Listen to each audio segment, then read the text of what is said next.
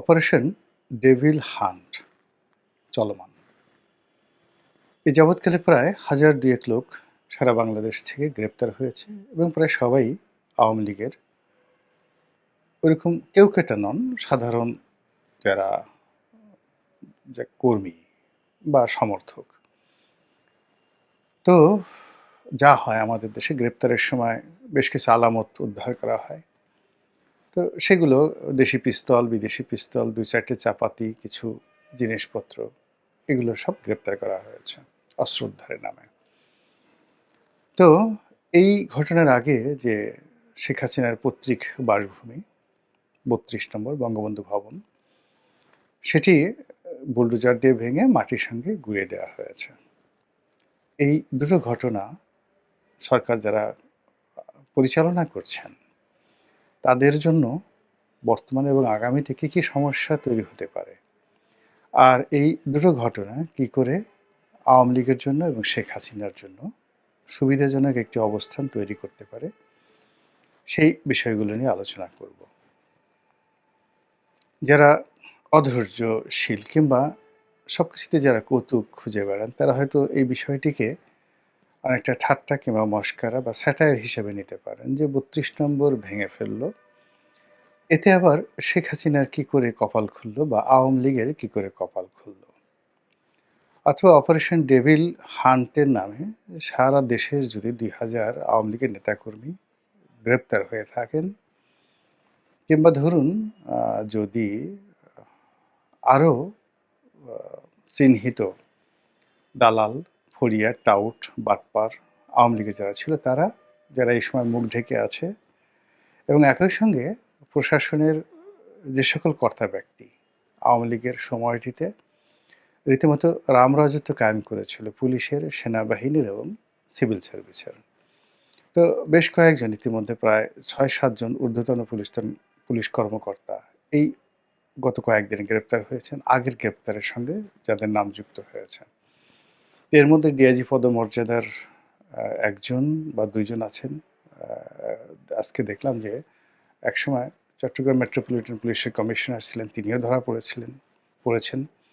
Gazipur metropolitan পুলিশের commissioner ছিলেন, তিনিও ধরা পড়েছেন। এই দুজন ডিআইজি পদমর্যাদার, আর বাকিরা এসপি পদমর্যাদার। তো এই বিষয়গুলো সামনে আসছে।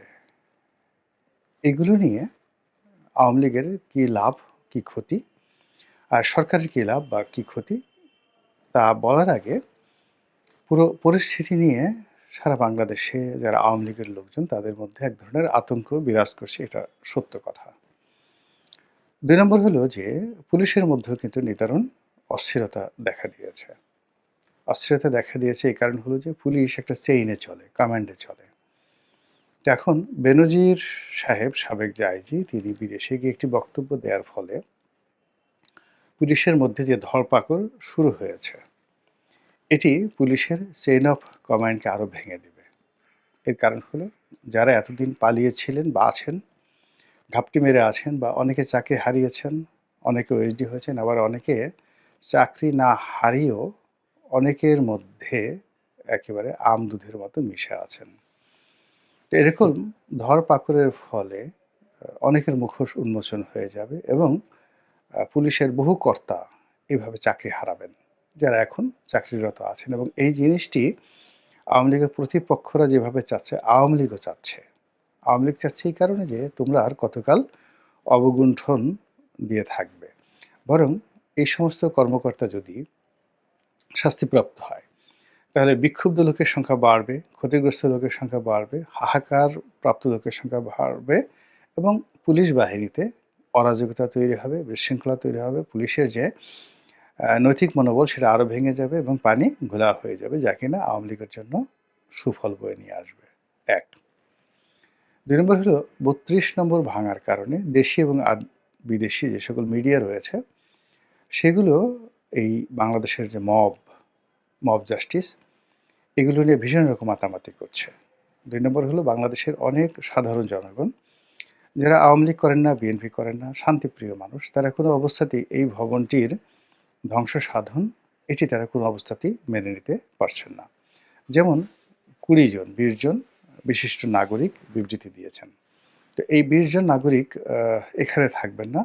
আগামীতে দেখা গেল যে 200 নাগরিক বিবৃতি দিবেন এবং এটি নিয়ে একটি জনমত তৈরি হবে।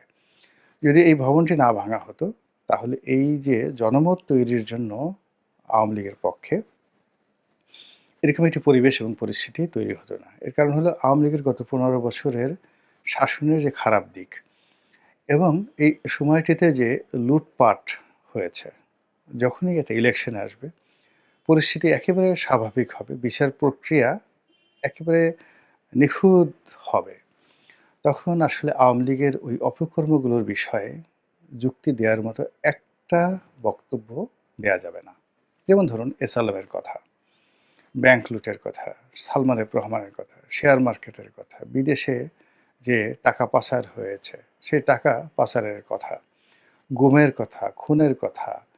তারপরে ওই সময়টাতে কোর্ট কাছারিকে বলা হতো মুজিব কোর্ট, শেখ হাসিনার পেটি কোর্ট। এই জিনিসগুলো মানে যদি বাংলাদেশের সব কিছু স্বাভাবিক চলে, এই জিনিসগুলো বারবার সামনে চলে আসবে এবং আওয়ামী লীগের রাজনীতি ক্রমশ পিছিয়ে দেবে।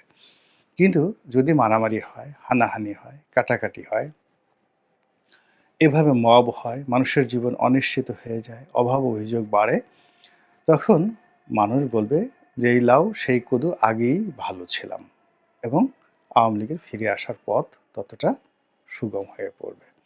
তো এই যে পরিস্থিতি তৈরি হয়েছে, অর্থাৎ 32 নম্বর বাড়ি ভাঙার মাধ্যমে সারা বাংলাদেশে যে মব তৈরি হয়েছে, আওয়ামী লীগের যারা লোকজন আছে তারা মনে প্রাণে খুশি, যারা শীর্ষ নেতৃবৃন্দ।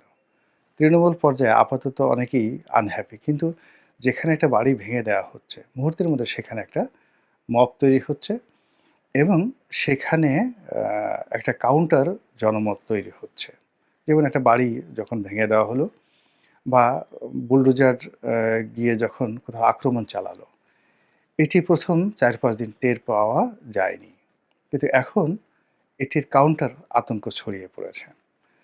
যারা এই কর্ম করেছেন তারা দেশের হোক দেশের বাইরে হোক, প্রায় সবাই এখন আতঙ্কের মধ্যে আছে যে তার বাড়িতে কখন আগুন লাগবে। এর কারণ হলো আওয়ামী লীগ এই সমস্ত কর্মকাণ্ডে এতটা নিখুঁত, যেটি অতীতে যখন সেই বিআরটিসি বাসে গান পাউডার দিয়ে আগুন ধরিয়ে দেওয়া, কিংবা 2015 সনে জামাত বিএনপির যে আন্দোলন চলেছিল সেই আন্দোলনকে ভিন্ন খাতে নেয়ার জন্য বিএনপি যে কটি বাসে আগুন দিয়েছে, জামাত যে কটি গাড়িতে আগুন দিয়েছে, তার চেয়ে আরও 10 গুণ আগুন আওয়ামী লীগের লোকজন দিয়েছে। দিয়ে পুরো পরিবেশ পরিস্থিতিটি জনমতের ক্ষেত্রে বিএনপির জন্য এবং জামাতের জন্য এতটা বুমেরাং হয়ে পড়ে যে সকল দায়-দায়িত্ব বিএনপি জামাতের ঘাড়ে চলে আসে। তারা অগ্নি সন্ত্রাস করেছে এবং হাজার হাজার মানুষ পুড়ে গেছে। এখন আমরা বলতে পারছি না যে এটা আওয়ামী লীগ করেছে, এটা জামাত করেছে, এটা বিএনপি করেছে, কিন্তু যেহেতু আন্দোলনটা চলছিল বিএনপি জামাতের ডাকে, ফলে পুরো দায়-দায়িত্ব বিএনপি এবং জামাতকে নিতে হয়েছে। এবং তার কারণে কি হলো, 2015 সনে ওই যে জ্বালাও পোড়াও আন্দোলনের শুরুটা হয়েছিল বিএনপি জামাতের হাত দিয়ে এবং যেটা পূর্ণতা পেয়েছিল আওয়ামী লীগ বা তাদের গোয়েন্দা সংস্থার মাধ্যমে, এবং এর ফলে গণতান্ত্রিক আন্দোলনের যে একটা ঐতিহ্য আমাদের দেশে, হরতাল, অবরোধ, হরতালের আগের রাতে গাড়ি পোড়ানো, তারপরে আরও অনেক কিছু করে, এটি বাংলাদেশে চিরতরে বন্ধ হয়ে গেছে। এখন ইচ্ছা করলে এই কাজটি আওয়ামী লীগও করতে পারবে না। এর কারণ হলো এটা আর মানুষ মানতে পারছে না। এটাকে এক্সট্রিম পর্যায়ে নিয়ে তারপরে এটাকে একটা ঘৃণার পর্যায়ে ফেলে দিয়েছে আওয়ামী লীগ। তদ্রূপ যে মব চালানো হচ্ছে, এই মবের ক্ষেত্রেও আওয়ামী লীগ যদি পেট্রন করে, অর্থাৎ দিনে যে মবগুলো হচ্ছে, ধরে নেওয়া হচ্ছে এটা আওয়ামী বিরোধী যারা লোকজন আছে তারা আওয়ামী লীগের নেতাকর্মীদের বাড়িতে আগুন লাগাচ্ছে, বুলডোজার দিয়ে পিটাচ্ছে, এবং দেখবেন যে ইতিমধ্যেই এগুলো নিয়ে অনেকগুলো কার্টুন তৈরি হয়েছে, টিকটক তৈরি হয়েছে এবং হাস্যরসের তৈরি মানে ঘটনা জন্ম দিয়েছে। দ্বিতীয়ত, এই সকল মবের ফলে অনেকগুলো সরকারি প্রতিষ্ঠান, বেসরকারি প্রতিষ্ঠান, তাদের নিরাপত্তা বৃদ্ধি করা হয়েছে এবং সেখানে সেনাবাহিনী নিয়োগ করা হয়েছে প্রথম আলোর মতো পত্রিকাতে। এগুলো সবই আওয়ামী লীগের পক্ষে চলে যাচ্ছে। দ্বিতীয়ত, পটুয়াখালীতে একজন কনটেন্ট ক্রিয়েটর, তার বাড়িতে আগুন লাগানো হয়েছে, মিস্টার কাফি। তো এই মিস্টার কাফির এই আগুন লাগানোর যে ঘটনাটি রাতের আধারে সবাই আওয়ামী লীগকে দায়ী করছে এবং সরকারের কাছে বিচার প্রার্থনা করছে যে তাদের কারণেই এই ঘটনা ঘটছে। সো এটা একটা টেস্ট কেস। ওই যে গাজীপুরের যে সাবেক মেয়র জাহাঙ্গীর, সে যে বলছে যে আমাদেরকে যদি দিনের আলোতে চলতে ফিরতে দেয়া না হয়, আমরা রাতে কাউকে ঘুমাতে দেব না। তো কাজেই সারা বাংলাদেশে এই যে কাফি সাহেবের যে বাড়ি, ওটা বলতে গেলে টিন এবং কাঠের তৈরি বাড়ি, এবং ওই বাড়িতে তার বাবা মা ছিল, আত্মীয় স্বজন ছিল, সম্ভবত পরিবারের 6 জন। তারা যে কিভাবে প্রাণে বেঁচে গেছে এটি বিভৎসক। এর কারণ হলো এই ধরনের বাড়িতে যদি আগুন লাগে সাধারণত মানুষের শরীর দগ্ধ হয়ে যায়। তো সারা বাংলাদেশে এ যাবৎকালে যা কিছু ঘটেছে, এটার অ্যাগেইনস্টে অকারেন্স ঘটানোর মতো সুযোগ এবং ফোর্স দুটোই আওয়ামী লীগ পেয়ে গেছে। এর কারণ হলো যতক্ষণ না পর্যন্ত একটা মানুষ নিজে বিক্ষুব্ধ না হয় এবং যতক্ষণ না পর্যন্ত একটা মানুষ ক্ষতিগ্রস্ত না হয়, সে কখনোই অন্যের ক্ষতি করতে পারে না। তো ৩২ নম্বর আওয়ামী লীগের কেবলা, এই ৩২ নম্বরকে ভেঙে ফেলার ফলে আওয়ামী লীগের সমস্ত নেতাকর্মীর শরীরে, মনে, মস্তিষ্কে আগুন এবং বারুদ এ দুটো ছড়িয়ে দেওয়া হয়েছে। ফলে তারা টগবগিয়ে ফুটছে। ২ নম্বর হলো আওয়ামী লীগের অনেক নেতাকর্মীদেরকে মামলা মোকদ্দমায় এই যে জড়ানো হলো বা গ্রেপ্তার করা হলো।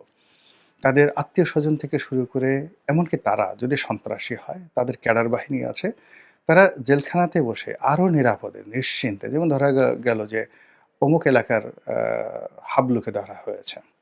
তো হাবলু জেলখানাতে বসে বলল যে আমি তো এখন নিরাপদ, জেলখানাতে আছি। সে কাবলুকে বলল, কাবলু পুলিশের খাতায় এনলিস্টেড না। সে বলল যে যা, অমুকের বাড়িতে আগুন দিয়ে আয়, রাতের আধারে আগুন দিয়ে আয়।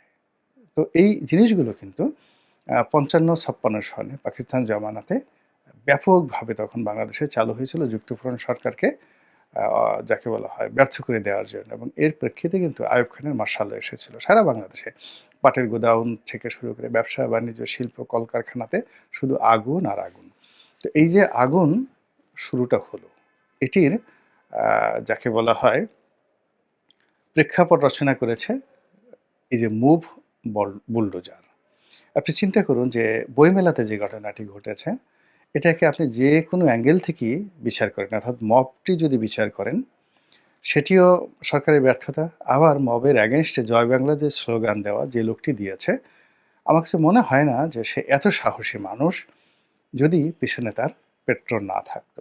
তো এই যে টোটাল যে কর্মকাণ্ডগুলো এখন হচ্ছে, এই কর্মকাণ্ডের ফলে রাজনীতির মাঠ ঘোলাটে হচ্ছে, গণতন্ত্র নির্বাসনে যাচ্ছে, নির্বাচন ক্রমশ পিছিয়ে যাচ্ছে, এবং অগণতান্ত্রিক শক্তি আগামীতে ক্ষমতায় আসার যে পথ, এই পথটি পরিষ্কার হয়ে যাচ্ছে। আর এখন যারা ক্ষমতায় আছে, ক্রমশই তাদের ব্যক্তিগত জীবন, সামাজিক জীবন, আন্তর্জাতিক জীবন, কূটনৈতিক জীবন, শরীর, স্বাস্থ্য, মন, মানসিকতা সব কিছুই ঝুঁকির মধ্যে পড়ে যাচ্ছে ক্রমশ, এবং ভয়াবহ। আল্লাহ আমাদেরকে এই পরিবেশ পরিস্থিতি থেকে রক্ষা করুন, হেফাজত করুন এবং দয়া করুন। আসসালামু আলাইকুম ওয়া রাহমাতুল্লাহি ওয়া বারাকাতুহু।